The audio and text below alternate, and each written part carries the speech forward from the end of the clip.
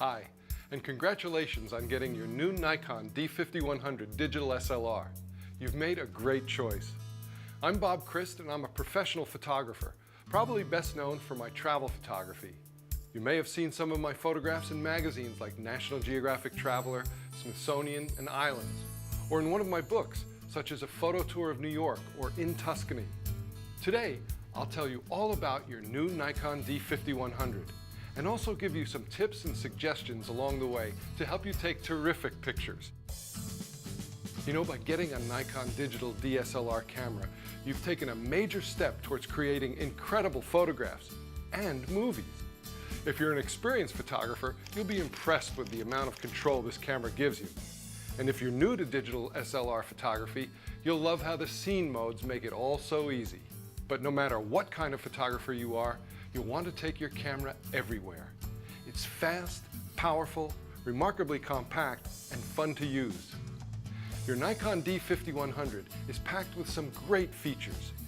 It includes a 16.2 megapixel CMOS image sensor, a full HD 1080p movie mode with full-time autofocus, an ultra-sharp 3-inch vari-angle LCD monitor, lightning-quick shutter response, super accurate focusing, and a 4 frame per second continuous shooting mode.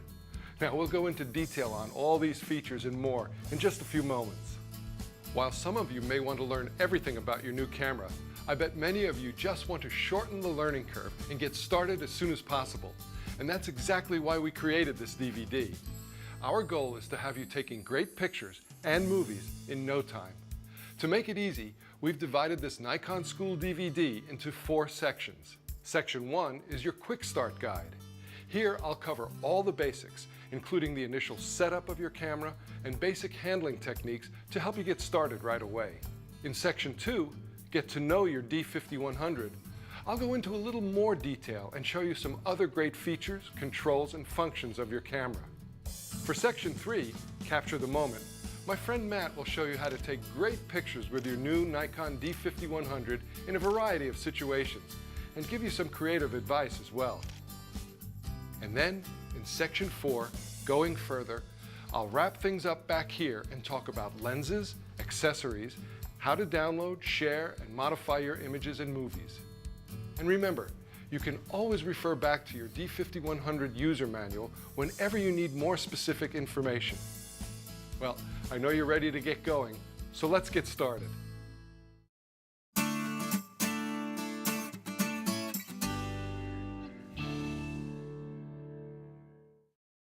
Okay, the first thing you'll need to do is open the box and take everything out of the packaging. Then find the quick start guide sheet and keep it handy as you set up your camera. Before we do anything else, let's charge the battery. First, remove the terminal cover and slide the battery into the charger like this. Then, just plug the charger into a wall socket. This charge lamp will blink while the battery is charging. Now, since your D5100 is a quality Nikon digital SLR, one of its best features is the ability to use an incredible range of Nikkor lenses, including the zoom lens that may have come with your camera. Here's how to attach the lens. First, make sure the camera is switched to off. Now, take the rear lens cap off with a twist. And then take off the body cap like this. Next, line up this index mark on the lens with the index mark on the camera body and rotate the lens counterclockwise until it clicks. To take the lens off again, simply press this release button here and rotate the lens clockwise until it stops, and then remove the lens.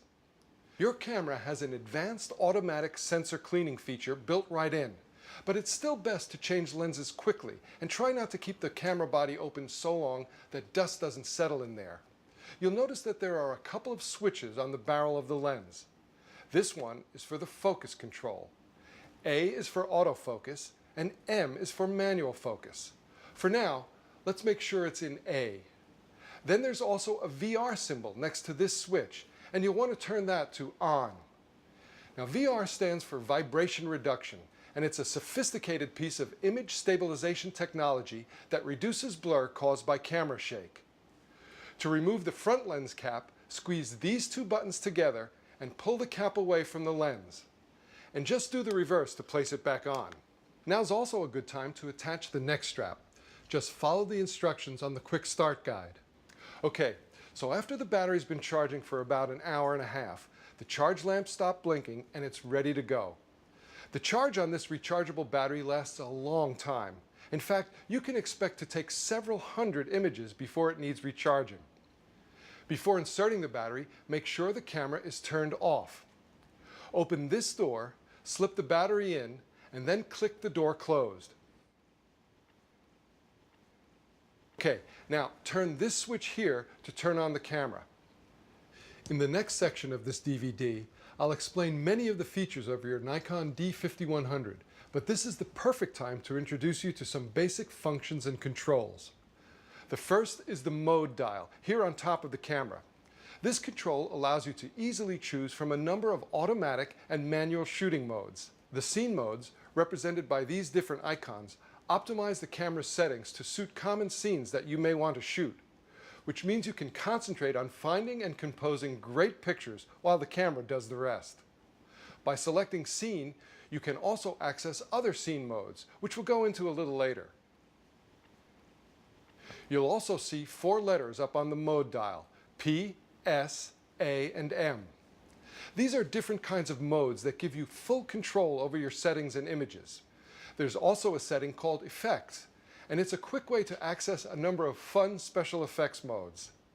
Later in this DVD, you'll see how to use these Scene, P, S, A, and M, and Effects modes to really enhance your photography. Now this control is called the multi-selector, and as its name implies, it controls a number of functions on the camera. The multi-selector is like a small joystick. You use it to scroll through menus and settings, both up and down and left and right. Then press the OK button in the center to make a selection. Let's use the multi-selector right now to make the initial settings on your camera. Turn the camera on, and then press this menu button. Now look on the LCD monitor and you'll see a wide variety of settings and controls that you can access and adjust. Use the multi-selector to scroll down to the Setup menu screen. Move the multi-selector to the right and scroll down until you see Language, press OK, and choose a language, and press OK again. Now scroll up to Time and press OK. Here you can continue to set your time zone, date and time, and a few other settings. So this is just one example. You'll use this same method to choose and adjust many other menu functions as well. In order to save all your pictures and videos, you'll need one of these, a secure digital memory card, or SD card. Now, the greater the capacity of the card, the more photos you can store. I bet you'll be taking a lot of pictures, so you'll probably want at least a 4 or 8 gigabyte card. Now, these larger cards are called SDHC, or Secure Digital High Capacity cards, or SDXC, or Secure Digital Extended Capacity cards. Before you insert a memory card, make sure the camera is off. Now, open the memory card slot cover. Just slide it towards the back of the camera and it'll flip open. Insert the SD card into the slot like this and close the door. Before you can use an SD card, you'll have to format it. Formatting will completely erase any pictures or videos that are on the card. So if you're reusing a card, make sure you've downloaded everything off of it before you format it. Turn the camera on and press the menu button again. Now use the multi-selector to highlight Setup menu. Then scroll through the menus and find Format Memory Card, then select Format, and then press OK. All right, let's talk about the viewfinder. If you're used to a point-and-shoot camera, you probably use the LCD monitor to frame up your pictures. And you'll be able to do that on your D5100 as well by using the Live View function. But with the D5100, you'll want to use the viewfinder more often than not, especially in bright conditions and for critical focus confirmation and composition. There's an adjustable diopter here for clear viewing, even if you normally wear glasses. Just put your eye up to the viewfinder and turn the dial until the focus brackets are in sharp focus. Let me show you some basic handling techniques so you can start using your D5100 right away. First, make sure the camera's turned on. Then turn the mode dial to auto. Now the auto mode allows you to shoot pictures with point-and-shoot simplicity. It'll also activate the built-in flash if the camera senses that it needs more light. Now here's the easiest way I find to steady my camera. I start by tucking my left elbow into my chest. Then I open the palm of my left hand and place the camera right on top, like a little table. Now I can comfortably hold the camera steady while my right hand is free to operate the controls. Now this position works great for verticals as well. To use the zoom, just turn this ring here in and out and compose the shot the way you like it. Now this is the shutter release button, and by pressing the button halfway down, it'll lock focus right on your subject. Then just push the shutter all the way down to take the picture. All right, at this point, you have all the basic information you need to go out and start taking some great pictures. But this camera is a pretty amazing piece of technology that can let you take even better pictures. And isn't that why you purchased your Nikon in the first place?